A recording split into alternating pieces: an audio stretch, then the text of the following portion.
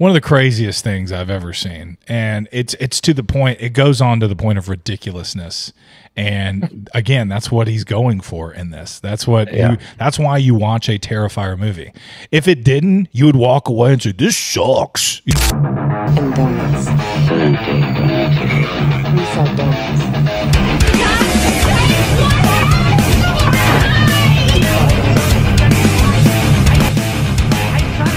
Hey everybody, welcome to Blood and Donuts. I am Tony.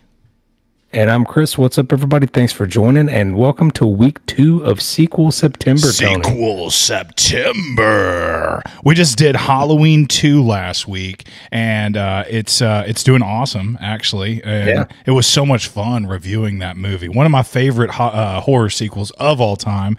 And then we're doing we get to do Terrifier 2 today, which, fun fact, Terrifier 1 was our first episode, so it's kind of cool getting to review that and tell them what else we have going out with Terrifier 2. So we did a live reaction. This is one of the rare ones that we watched together. So we live recorded our reactions while watching Terrifier 2. It's going to be fun. So stay tuned. Make sure you're subscribed. We got a lot of, we're going to do a couple more sequels for Sequel September. And man, horror sequels, they go hand in hand, you know? There's like 15 Friday the 13th. There's like 10 Halloweens. I can't even keep up with them all. So sequels and horror, they just go together, man. Here at the Blood and Donuts podcast, we will start by sharing an overview, facts, and our first impressions. Then each of us give our donut rating. Then we will go into a scene-by-scene discussion full of spoilers, but don't worry, we'll let you know before we do that. Chris, go ahead and tell them how our donut rating works. So we rate our movies on a 1 through 13 donut scale. A 1 through 4, that's not great. That's you're not going to want to go out of your way and spend money on that. 5 through 8, that's like a mid-range. It's worth a rent if you have time. It's not terrible, but it's not great. A 9 through 12 is great. You'll definitely want to check one of those out. And 13, that's our Baker's Dozen tier, Tony. And that's pretty rare. One of a kind movie. It's a masterpiece of a horror film and could even be in the discussion for best of all time. You picked this movie for us to watch in Sequel September, so you will go first when we rate. And we're both in the dark of each other's opinions, but like I said, we watched this together, and we were just rolling the entire time. It's not a comedy, but it's really funny. There's something about art. Well, first off, if you're a horror fan, and this franchise brings something very different. It's almost like you have to be a practical effects, gore loving fan, because when you're watching this, Chris, it's not about the story as much as it is about how did he do that? How did he make that so disgusting and so crazy? And I think Leone is going out of his way to disgust us in some of these movies. He wants us to like throw up and gag and all this stuff, and he does a pretty good job. Practical effects too, doesn't he? I mean, he spent weeks on probably one of the most brutal scenes we've ever seen. And if you watch the first one, there's always that like one hitching point to talk about, and it was like the lady getting sawed upside down. And this one, it's just a brutal scene where just limbs are flying off, and he's got bleach and salt, and he's just laughing the whole time. It's really brutal and really funny. It's like to the point of ridiculousness, but we'll talk about it more in just a second. Terrifier 2 is a 2022 American supernatural slasher film written, directed, edited, and produced by Damien Leone.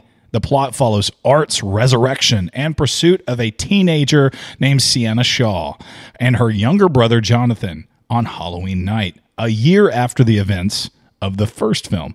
So fun fact, Chris, this film was crowdfunded by $250,000. It went unrated in theaters to a limited release and made almost $15 million at the box office, which is nuts if you think about it. That is crazy. And I saw that they set their goal at like 50,000, but then like they just blew that out of the water. Like, all of the people, and there was like so much fan art and stuff like that. Like people just loved Art the Clown and the little pale girl, right? People were dressing up as like a little girl Art. And they were like, oh, that's kind of where they got the inspiration for the little pale girl. That and like an Edgar Allan Poe anthology, Spirit of the Dead.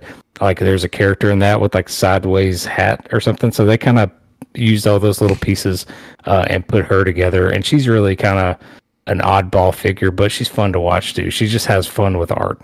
So like if you watch it, when we watched it, we were so surprised when we saw her. We're like, what is she there for? It was just,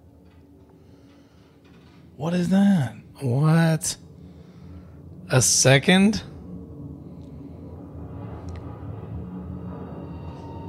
It's kind of like, and she had that big grin. And I might get this name wrong. It's Emily, or it's definitely not Emily, but Emily McLean. And she's a 12-year-old little girl. And yeah, she got this part, and she had to wear contacts and prosthetic teeth and lots of makeup and smile that whole time. And just a cool character, a weird character, almost like a figment of Art's imagination, whatever he is anyway. Do we really ever find out what he is exactly? No. And you don't really figure out what she is there for either. No. Because I feel like at certain points, some people can see her while others can't. Yeah. So, it's kind of a weird combo, but the other cast, I think, do a great job too. Lauren Lavera playing Sienna, she did a great job as your final girl. Yeah. I thought she was one of the better ones in recent years, according to modern horror. Of course, you had David Howard Thornton as Art the Clown. He did great. He just seemed like he had a great time playing Art. And luckily, he said the cast were thankful he could switch that character on and off. So like, you don't want to go around like all day like Heath Ledger used to do as a Joker and just thank God Thornton right? Thornton is not a what is it called, a method actor. Method acting with Art the Clown. Like, dude, turn it off. There's kids around. Dude, in this film, even more than the first, the persona, there was so many memes that came out about Art. Him putting those glasses on, him with the big smile and going and just nodding like that. So like his face where he's like making the O face, he's like, oh man, we laughed. Turns it into a big smile. We laughed so hard. He is such a big part of this movie, and that mime type actor. Leone said that like everything has been done with horror. He goes. The last thing left to do was a silent Freddy Krueger. So that's what I came up with. And like, man, that silent clown Thornton really brings him to life, and he does a great job with it. And in such a gruesome, nasty movie to get huge laughs out of us it's just something. And like he would smile and then he'd go and like that, and just do that whole just like, and we would laugh at that too. It was so good. As soon as someone looked away from him, he's like smiling for the kid, and then like the kid would look away and he's just like throws something around. It's so funny. And let's not forget the sleeper pick actor of the year, Mr. Chris Jericho himself. He did. He made a little spot in this video. Where did they looking for him the whole movie? Like, yeah. We saw him in the credits. We're like, what? Chris Jericho? Where's he at? Don't forget, Felissa Rose is in this as well. She makes a little scene as the principal. Yeah. Felissa Rose from Sleepaway Camp, which we also did a review about. Sienna Shaw, like you said, what a great final girl. Leone loved the idea of bringing her on. She knows several different martial arts, and she's trained in like 4 or 5 different martial arts. So she was able to do many of her own stunts in this. I saw that. You'll like is that food is actually a little funny at the Clown Cafe. That's a fact that food is funny at the Clown Cafe. There is this dream sequence which we will go really deep. 30 minutes long. Yeah, it's. So this is a 2-hour film. If I'm going to have a gripe about this, now first off, Leone made the movie that he wanted to make, and he made the movie that the fans who funded this wanted. And the reason, had a much bigger budget this time. That's what I'm saying. Like this is critiquing this movie it's kind of weird to even do. It's like Skinamarink, because Skinamarink is exactly what dude wanted to make. And so when I look at this, it's a piece of art, and he did exactly what he wanted. He's in there. He is a practical effects guy. He's there to gross you out. He got the reaction out of us in what he wanted. If he could have made this into an hour and a half thriller and put Art but he don't want that. It's total, the reason we're talking about this right now is because of what he's done in this movie. So I just want to preface my gripes as a horror movie watcher. Okay. Yeah. As a horror Yeah, movie, we respect the hell out of it. I we respect the crap out of it's this. Crazy. These practical effects are so freaking good. Yeah. But first off, it's so gross that it alienates half of, I would say 75% of the United States. There's a huge people. There's horror lovers that I know that I talk to that can't watch these movies. And that's fine. And it's not made for them. And my kids can't watch this. My mom is definitely going to watch this. My wife, she won't watch this. So it's so it's just not made for everybody. That being said, sitting down, this is 2 hours long. And I said it from the beginning. I said, this is 2 hours long, Chris. So a lot of these scenes are going to feel like they're drawn out. We knew it. We knew it going into it. And it did. It felt like it was drawn out. And you're like, man, they could have cut that. Man, they could have cut that. So like you said, that clown cafe scene, it was just a little too long, wasn't it? Yeah. Oh yeah. And it felt like every scene was maybe a minute or two just long enough. It's like, all right, like, come on, you got enough gore there, you got enough fun, and even the funny scenes. Or what really drug it out for me was the scenes that didn't pan out anything in the end. I'm not really spoiling anything if I say, anything, because nothing really fleshed out in the end. Like, her dad made these drawings, and will this happen? But none of it happened. We're gonna have to wait for Terrifier 3 to figure all of it out. That's what I'm saying. Yeah, Art's put a nice bow on it. Art's story, Art the Clown, it remains ambiguous. It leaves the viewers to speculate about the origins. Even Sienna and Jonathan and the dad and everything, they put these story elements in there. There's this dagger. There's this book of drawings that are sort of prophetic in ways where, they speak to the future and stuff. But again, we're not really sure. And her friend at one point sitting in the car, and she talks about the dad getting a cancerous tumor, going crazy and being violent. And that just, there's just so many things up in the air. And this movie is, you walk away from this with I don't think you're supposed to have a solid story with this, which again, I was kind of excited about, because, the first Art was just two girls coming home from a party, and man, it just goes crazy, and practical effects. And you and I were just like, what is this? This is crazy. This is nuts. So I was kind of excited about plot and actors and all that stuff. But even though you have plot, it's still like the first one. And so it's maybe that's what he wants. Yeah, it still doesn't go anywhere. Yeah. And maybe that's what he wants. Yeah. We still have fun with it, though. Yeah. This is probably not a movie that I'm not going to sit around and just watch by myself. But this movie is best enjoyed with a group of friends. You and I had so much fun watching these first two films. And then we both said, we're like, for the third one, we got to find a movie theater that's showing it, because it's so freaking good. Yeah, a group of friends that don't mind gore. Like, you got to warn each other, like, hey, like, we knew what we were getting into, right? But if you got a common horror fan and you're going to bring them along for this ride, you'll just warn them a little bit about the gore, but you'll have fun. It's shocking. The special effects, the gore that you were just talking about, this film uses a combination. They actually use some CGI in this, and they use some practical effects. There's deep fakes allow the actress's face to be animated over an animatronic, making the torture scenes seem prolonged and realistic. And like you said, that there's a famous bedroom scene where one of Sienna's friends gets tortured and maimed by Art the Clown, and that thing took a week to film, didn't it, Chris? Yeah, and I feel like he said they did that during COVID.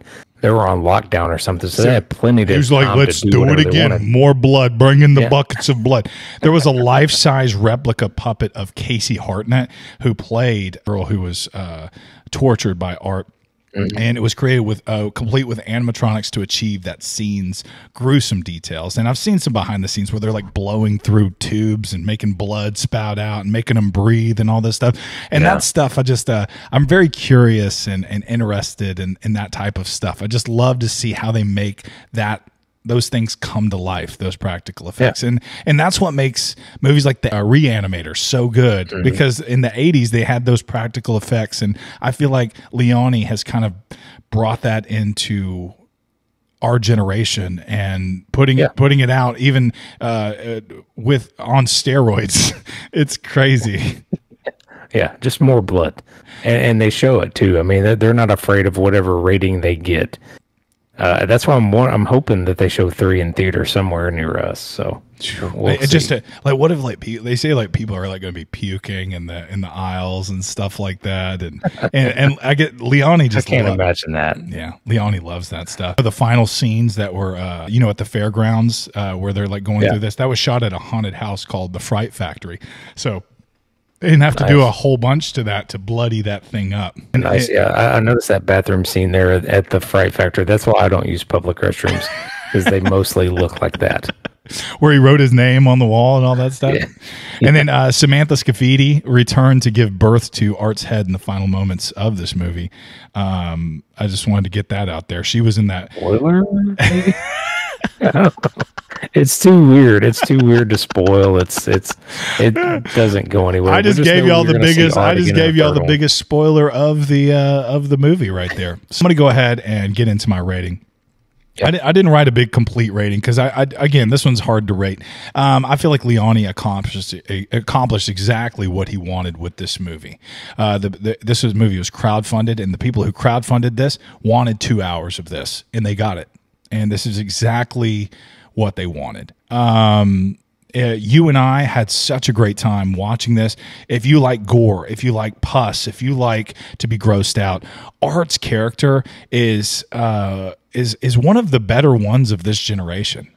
He's so funny. He's so scary. He's so creepy and mysterious. So as a character, I feel like he actually rises up even from this movie. To be alongside some of the greats like a Michael Myers and Jason Voorhees and all those guys. He's a very special character, and I feel like he's going to be in a lot of movies and a lot of things and a lot of haunted houses going forward in the future. Oh yeah. The movie itself, like I said, is too long, and these scenes they run too long, and the story it's convoluted. It's confusing, but you're not watching this movie for that. I'm going to give this an 8 out of 13. I recommend this for horror fans, gore fans, and to be watched with horror friends. I love this movie. Yeah. It's a cool movie. I like the first one. I think this one's just a little bit better, and I think the third one will be even better than this. We'll see about that. Now, the first one it had the element of surprise because we had no idea what we were getting into. So that's what made that one. But I think they really the effects here and a little bit of plot really helped to push this one along. So 8 out of 13 for me on this one.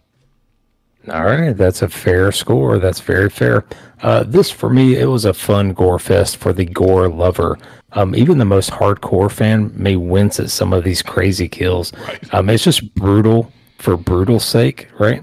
But it's still very fun to watch Art go to work. And every scene that Art was in, we were just like, we would start smiling because like we were just ready for what was next. Like we didn't really care about the other side plot crap. We just wanted to see Art and his kills, and we got a lot of that.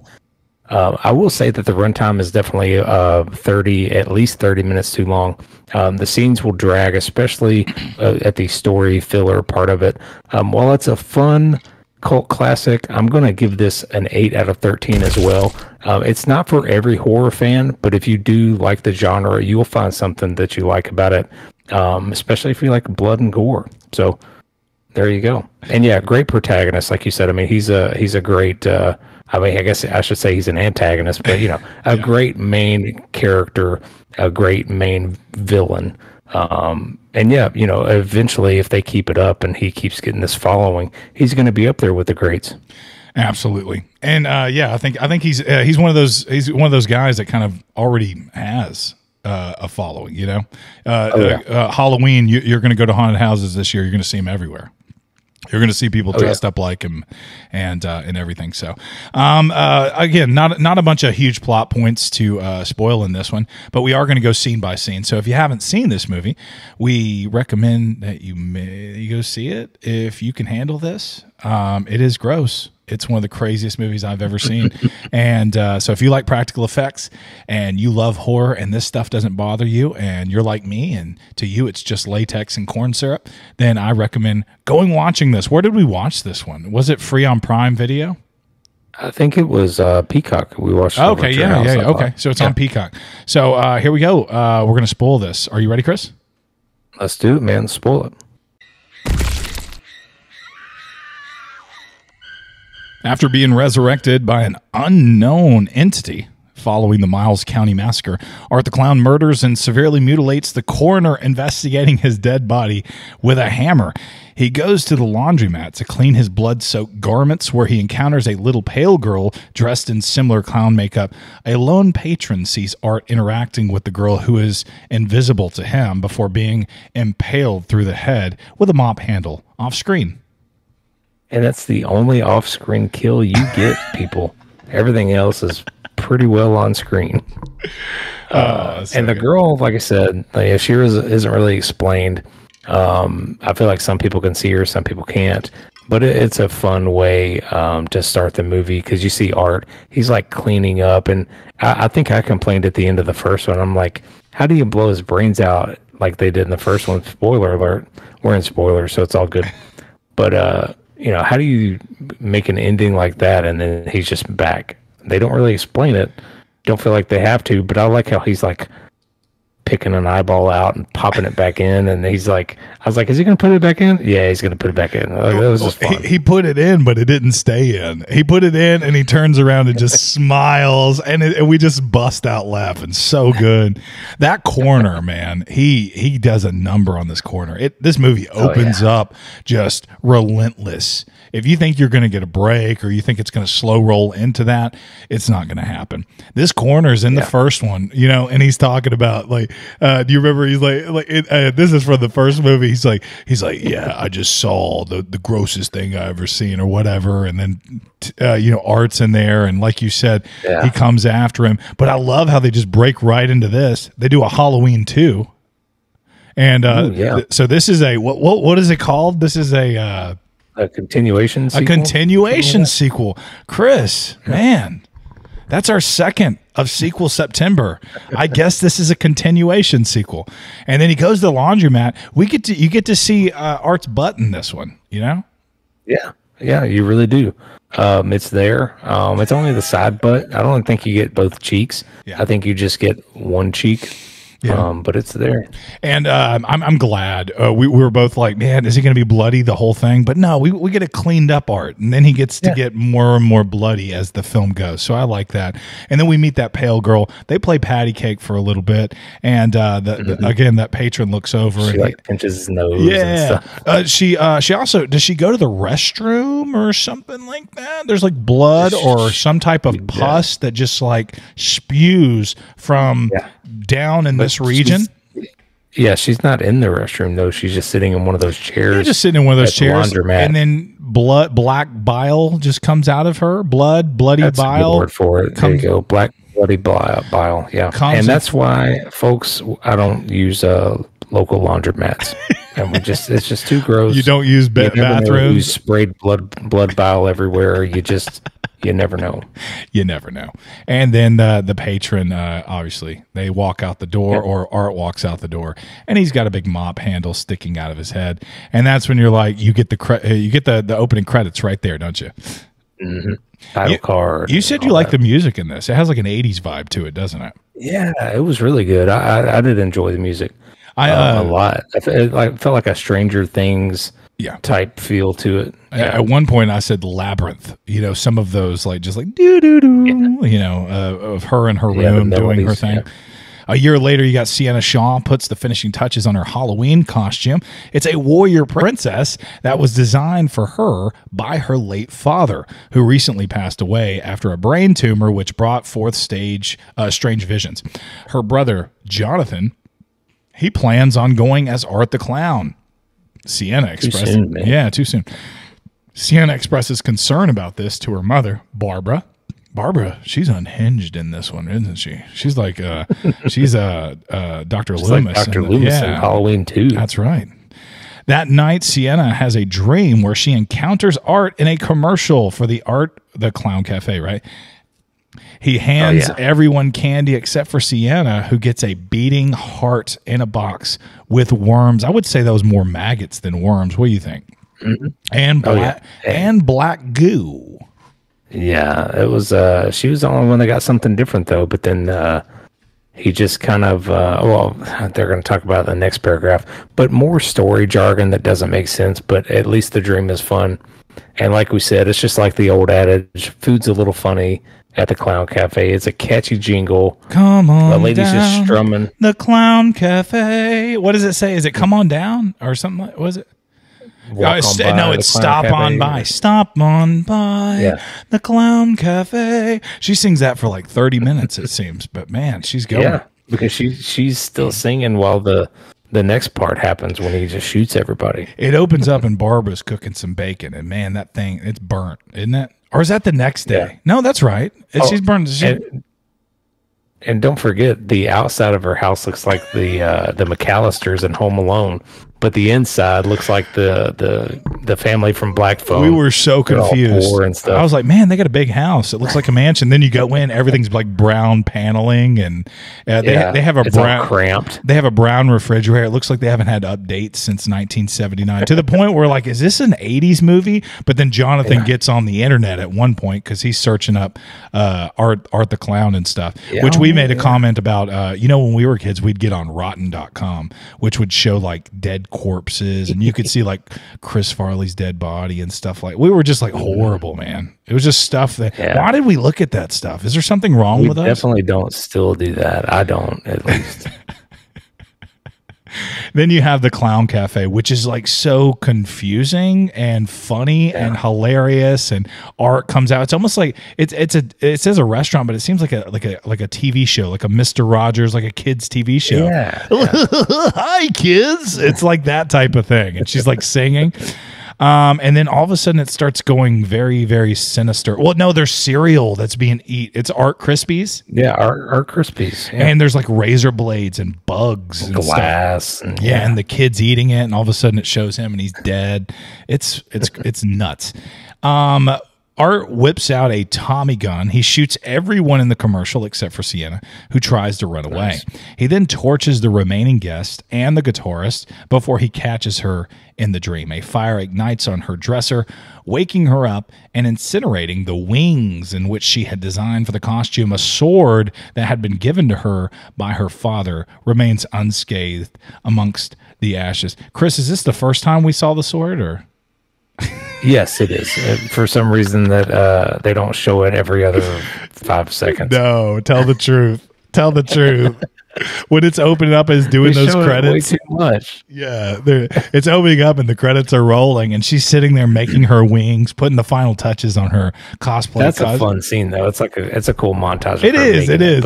But every other scene they show the dagger. It was so funny. You were just like, I guess that's gonna be important later. Yeah, I hope that sword's not important later. Oh my goodness! You're establishing the hell out of this dagger. Oh, I love what doesn't he set the guitarist on fire and laugh, do his little cute little Art laugh? That was pretty funny. Like a whole body laugh where he's just like, ah. Yeah. Oh yeah, it's really fun. I read somewhere about this scene. I'm gonna go ahead and tell you. Let me find it really quick. Oh, the Clown Cafe. It's a pivotal dream sequence where Sienna sees Art killing all the other actors before shooting with the flamethrower. This scene is a divine test within Sienna's subconscious. Did you get that from that? I didn't, but where did you get that? I just found it somewhere. I went on the back pages and looking for stuff. But actually, the dream sequence is a divine dream sequence, pivotal. I don't know if that in horror. I don't know if that came from Leone himself or if that was just somebody who was reaching. But anyway, I just wanted to share that because she's prophesied about in a art book by her dad, and she's wearing the wings. She's wearing that costume. An art book. Yeah, I see what you did there. But you know what I'm talking about. Sorry. And anyway, so she was lighting candles. She went to sleep and she blew them out. But again, she wasn't too sure, and her mom was pretty. Her mom is crazy. Their mom is like missing dad big time. She's cussing, she's yelling, she's like, Jake, take it off that. She's like screaming the whole time. She's pretty funny too, just by like some of like the way she cusses her kids out and stuff. It's pretty funny to me. I thought they it was do have a tender moment later though. They do. Right before something happens, but yeah, we'll get there. Yes, but so everything burns down. Her wings get incinerated, but there is the sword amidst the ashes. And lucky there's a spirit Halloween nearby because she goes and gets some other wings, just replacement ones. That's right. The next day, it's Halloween. Jonathan sees Art and the little girl at school playing with a dead possum. He runs away. There's some bad kids who are playing with the possum beforehand, and they say a couple of funny lines like there was some birds eating its asshole before you got here, and like we just laughed. We thought that was hilarious. But and Felissa Rose finally comes in as the principal and like breaks this up. But anyway, when Jonathan's walking through the hallway later, he sees Art and that little girl playing with this dead possum.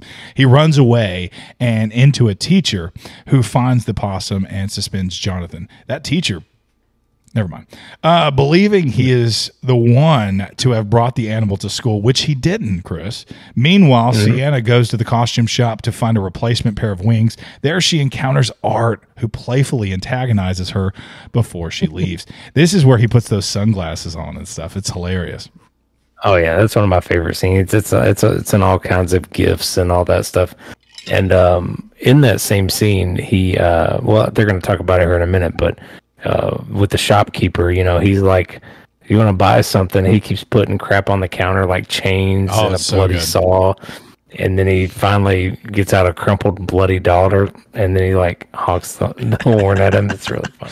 He gets right up, and love the cameo by Felissa Rose as well. He gets right up by Sienna, and like he has that horn, and he's just he's like about like 8 inches away from her, and he goes, and then he goes, it's so funny. I don't know why that's so funny, but the guy behind the counter, he kind of like, he's like, I'm gonna have to ask you to leave or something like that. And I remember thinking, I was like, the last person to say that to Art, that pizza owner, that didn't work out too well for him. I don't think this is going to work out too well for you. I don't think he knew who he was talking to. I did love all the fodder, all the Art fodder, just all of his people that he was just going to kill either now or later. And there was a pretty tense scene where she had to like walk by him in a doorway. Oh yeah. And he stared at her the entire time. Oh. That's probably one of the creepier parts where it's just like, man, is she about to die now? Yeah. Like they're going to kill her off early. Well, Art knows that she's the prophesied one who is going to come and battle him in the end stages. His daughter. That is not his daughter. Don't say that. Art mutilates and absolutely decapitates the shop vendor. He later follows Sienna's friend Allie home, where he first trick-or-treats. A minute, aren't you that guy from the costume shop? You are. What are you doing here?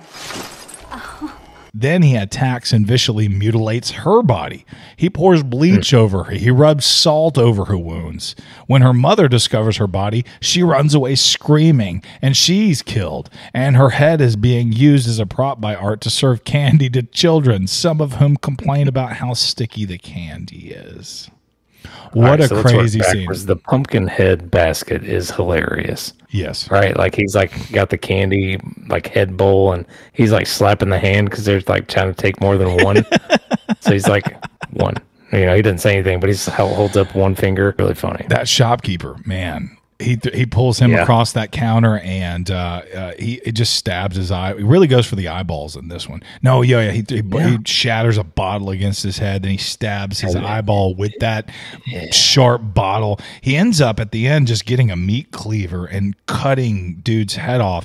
And by the way, they don't look away at all. You get to see every strike to this dude's neck until his head comes off. But and to the next kill, which was Allie. He comes. That's the big one there. Oh yeah, and this funny scene where he like comes and nods his head. He's a trick or treater, and she doesn't want to give him candy. She's like, "No, you're too old to be trick or treating, and you're just like, give him candy, please, just give him candy and walk away. But anyway, he just comes into her bedroom, and she lives entirely too long through this. Like he's in her brain is showing and stuff, and she's not in shock. Yeah. She's still moving, and it's hilarious. I think I was pointing it out where I'm like, there's no way she's still alive. Yeah. She's had bleach and salt poured. I mean, the bleach is just the bleach and salt is just. I'm pretty sure if bleach gets in a small cut on your finger, you die. So this is like arms Can't imagine cut off. That. He was just being rotten in that overly scene. Yeah, overly dramatic. But that's the kill that everybody talks about in this one. Yeah, just like in the first one, you had the upside down saw. One of the craziest things I've ever seen, and it's to the point. It goes on to the point of ridiculousness. And again, that's what he's going for in this. That's what that's why you watch a Terrifier movie. If it didn't, you would walk away and say, "This sucks," you know. And like he's kind of like painted himself into a corner because he has to do more. Yeah, we need more. Like, I mean, Terrifier 3 is going to be crazy. It's going to be nuts, right? I'm ready for that, man. I'm ready for some Terrifier 3. I feel like if I was Leone, I wouldn't just start my career off by sawing a girl in half, starting with her private parts. Yeah. I would work my way up to that. Down Yeah. I'd work my way up to that. Now he has to go like even further. You know what I mean? Yeah, that should have been in Terrifier 2, not 1. Dang. Oh my gosh! Like, what do you do now? Like, I don't even know. It's crazy, but so he first uses the shopkeeper's head as a prop. He just like holds it. Like this kid comes up with his mom, and he's like holding it and smiling, and then he serves candy out of Allie's head, and then or is it the mom's head? Is that correct? Allie's mom's head. Okay, and there's like mashed potatoes and like dinner being served. It's a crazy scene with Art, and we can't even describe it or do it any justice. You just got to see it for yourself. Meanwhile, Barbara discovers that Jonathan has been suspended and refuses to let him leave the house for the evening. Sienna plans on going to a party with her friends. Jonathan calls Barbara a and then slapped. Oh yeah, she slaps the crap out of him in return. Jonathan storms off. He's furious, appears to vandalize the family car, but he doesn't. That's not him. Barbara cleans up the mess, but finds Art inside the car, and she's shot in the face. Jonathan returns home to find that his deceased and mutilated mother. Art proceeds to smash mashed potatoes into her unrecognizable face. I'm sorry, I said that the other scene was the mashed potato scene. This is the dinner scene, and I got those two confused. Art then chases him to the bedroom where he incapacitates Jonathan with a needle. But man, what a brutal scene with blowing the mom's head off. I thought she was gonna make it, man. I thought she was gonna last. But it just goes to show you that nobody's safe in a Terrifier movie, especially not the kids, apparently.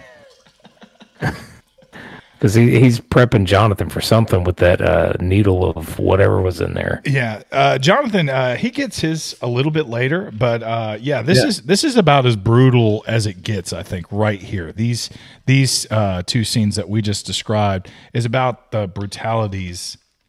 Yeah, extent. I mean, these are the worst kills in the movie, if I'm being completely honest. Yeah, the bleach and this one are pretty up there, but anything else you've probably seen in some capacity in another movie. Another thing that we have said, and I think we should mention it here, is Art is not afraid to use a gun. So typically when you think of a killer, let's say, or a serial killer or a horror killer even, you think of Freddy Krueger, you think of Michael Myers, you think of Jason Voorhees, you think of fill in the blank. Leatherface. They like chainsaws. They like knives. It's more intimate, you know? But Art likes all of those things as well. He also likes needles, razor blades. And he's not afraid of picking up a Tommy gun. He's not afraid of picking up a pistol and just blowing your brains out either, which is very surprising. You don't get that with horror movies a lot of times. Yeah, I'm not overly a fan of it. I'm more on the side of slashers that use those knives or axes or machetes or whatever. So like you said, a more intimate kill a gun is just kind of like an easy button on a kill, especially when you look at stuff like even like Trick or Treat. Yeah, like Trick or Treat, the little pumpkin hip from he used a different kill every time. You know? He did, and you expect that from Art, that he's going to kill them with something different every time. So I feel like if you used a gun in the first one, probably shouldn't use it in the second one. I think Leone, and I'm speaking out of turn here because I'm not sure. What I'm thinking is I think he likes the effects of a gun. You know what I mean? Like what I'm saying is he didn't just show mom getting shot off screen. He showed her face being blown through by a gun through the window of the car. You know what I mean? So I think he and the Tommy gun, there was lots of blood spurts and all that stuff. It's something that you don't get with the knife. So I think him growing up and around that stuff, he likes the gun practical effects as well. So I think that's why he doesn't skip them, because he wants to see them and do them. I just think if you use the shotgun, which was a much better kill than the Tommy gun scene, in my opinion, because you could have used like candy, flamethrower, or whatever in the dream sequence and not the Tommy gun, and saved this big shotgun blast. But don't give me 3 sets of gun kills in 2 movies. Yeah, you're right. So Sienna is she's having a hard time. She's seeing Art everywhere. She had that weird dream. She's having obviously she's just, a lot of weird stuff is going on. So she started taking some pills, some medicine, and then she's given more drugs by a friend at a party. So I'm going to speak to that right here. At the party, Sienna is unknowingly given Molly by her friend Brooke. As the drug reacts to the alcohol and the Xanax that she was previously taking, Sienna has a panic attack.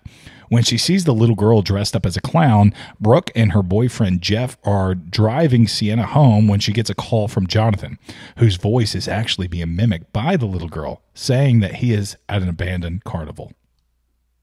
How did the little girl mimic the... never mind. I don't know. It's hard to explain certain plot points like that. Like, if she's imaginary, how did she change her voice? Well, she's not imaginary because Sienna can see her. So only certain people can see her. Like Lydia could see her. And Jonathan can see her too. But then the guy didn't. So is she really real? Are you even, Chris, I do like the setup are you even reading the prophecy? You know? No, I'm just joking. No, it's later on like a stone tablet or something. Yeah, you didn't even read the stone tablet prophecy. Of course Sienna can see the little girl. I do like the setting coming up though, like an abandoned amusement park or a closed amusement park. That's really fun. That's a fun setting for me. It is. And does it talk about the friend and her boyfriend are like kind of making out? And yeah, that's coming up. Oh, is it coming out? Okay, I don't want to skip that. Oh, yeah. So they're at like a Halloween rave type of deal, dancing and all this stuff. Sienna starts seeing that little girl in the crowd, and she starts freaking out. So they have to leave, and the friend's being really harsh on Sienna. Right? Yeah. She's like, I gave you Molly so you'd have fun. Oh, yeah. You're like, you drugged me? That's so funny. So they get to the carnival. Sienna investigates the premises, including a haunted house named the Terrifier. Meanwhile, Brooke and Jeff are attacked and killed brutally. Sienna finds Brooke's dead body in a dingy bathroom, where she also finds Art and Jonathan. Let's talk about this kill. Her boyfriend gets out of the car. First off, they're talking about Sienna, and this is where you hear the backstory of Sienna's dad and how he got violent and he got the tumor and all that stuff. But then they start, there's nothing like a good story of Sienna's dad going crazy to really get you turned on, So they start like making out and doing sexual things, and he gets out to pee, in which Art stabs him right in the wiener. Multiple times. Oh yeah, it's not a great way to go. I would rank that on the bottom tier of ways to go. That's going to be on the lower tier for me. Yeah, like it's not one of my favorites. Number one is going in your sleep. You don't realize that you just kind of die in your sleep, and then what is it like? 1,267 is being stabbed in the wiener with a knife. Yeah. Oh yeah, that's it's way down there. Like if you're doing one of those tiered lists where it's like S, A, B, C, D, E, F, this one's in the F category for me. It's just, and maybe we need to do that as a video, ranking ways to die, which sucks worse. All of these kills in this movie would be F. I mean, come on. These are awful. Yeah. These are awful ways of dying. Maybe getting shot in the head might be the best. Get it quickly done. Anyway, we're getting really dark here. Yeah. So anyway, he gets stabbed. The friend, the girl, she kind of kicks Art right in the face, like a really good kick to the face. Yeah. And then Art finds her in this room, throws acid in her face, and anyway, that's the end of her. After failing to kill the seemingly immortal Art several times, Sienna is stabbed in the stomach with her father's sword. She seemingly dies. She falls into a dream that she had earlier in the movie, trapped in water in this torture cell. It's a weird, like, you and I were just like, what is going on, dude? Yeah, this is where it really starts to get a little convoluted, because you're looking at, like, didn't she get stabbed with the sacramental sword or something, and then so she gets stabbed right in the abdomen, and we'll see here in a second. Jonathan, he starts getting attacked by Art, which and he starts screaming, in which that where she got stabbed, it starts glowing. And then she like comes up like more powerful than ever. But she does, but even before that, get some good hits on Art, like with the spiky bat that he had. And that's the spiky bat that he killed her friend with just a second ago, the one that he threw acid in her face, and he brutally killed her. It was pretty crazy. He hit her kneecap and her torso, and it's pretty brutal. But he's focusing on Jonathan at this point, in which Sienna is just like trying to get him off of Jonathan, which is, it's surprising that he does like get this like whip out and starts whipping her like really like for minutes. There's like a slow motion of it's like this I don't know, it's like a hardcore whip, and there's lots of lacerations to her bare skin and stuff like that. It's nuts. And then she falls into like a water tank. Yeah. She falls into a water tank like inside of a dream, and then she wakes up and is powerful because Art starts to gnaw on little buddy Jonathan. Yeah, and here we go. Art's trying to wake up a comatose Jonathan, begins eating him. Sienna, meanwhile, is resurrected by the sword and decapitates Art. He gives a big smile as he's getting decapitated. I like that. Yeah. Using that same weapon, he appears dead, and the ghostly little girl takes his head and leaves. Sienna and Jonathan embrace. The end. Man, what a great movie. I'm glad it ended there, because I feel like if they would have added anything else, it would have been ridiculous. A little too ridiculous, you know? Still looking for Chris Jericho, though. Oh, I'm sorry. Seen him yet. Here it is. In a post-credit scene, an institutionalized Victoria from that first movie. She is the mutilated soul survivor of the first movie. She goes into labor, writing swear words in blood on the wall, giving birth to Art's head. A nurse enters the room and screams in horror. And this is where you see Chris Jericho. He's like an orderly there, right? Yeah, he's an orderly. He's like eating whatever his wife cooked him, like with his hands. It's like Halloween Jell-O. Isn't it? Oh, okay. Isn't it like brains, like Jell-O brains? Am I just it's molded into brains or something like that, and he's eating them. It's like something from a Halloween party or something like that. It's so funny. It's really good. But yeah, she gives birth to Art's head. So you thought he was dead, and there's his head. So I'm sure we'll see more of that in the third one. It's just a crazy ending to a crazy movie, which is, would you expect anything less than that? Yeah. No, absolutely not. It's more fun. I feel like it's fun for just, it's gory for gory's sake, and it's just over the top gory that makes it funny for people like us who watch it together. Yeah, if you sit here and try to dissect this thing, I think you're looking at it the the wrong way. If you look at this with you know, down your nose at it with your glasses on the end of your nose, and you're just like, well, this has a, you know, I think you're looking at it the right way. I don't think he's that deep on this, and I could be wrong about that. I'm sure there's going to be things online to go into the lore and all of that stuff. There always is with all of these movies. Every horror, that's what we do as horror viewers. Right? He's waiting on that third one. He's gonna it's all gonna make sense in the third one, and we're gonna be like, oh no, that's what he was going for. He was Santa Claus the whole time. I get it. He was Santa Claus. That's why he was doing that. They were naughty. No, I don't know. Man, what is our next movie? Is it Evil Dead 2 or it's Evil Dead 2? So we're gonna wrap up sequel September with Evil Dead 2 and Nightmare on Elm Street. How long has it been since you've seen Evil Dead 2?